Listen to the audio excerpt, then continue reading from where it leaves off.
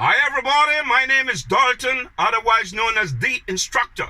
Today I will be showing you how to check your windshield wiper and washer.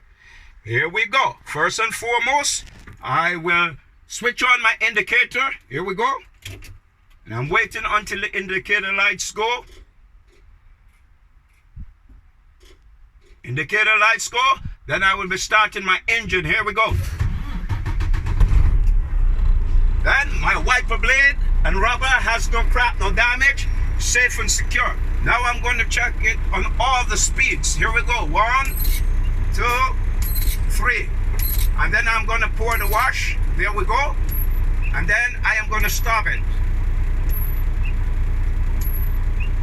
This is how I check my windshield wiper and washer. Please like, share, subscribe. See you soon. I'm out of here.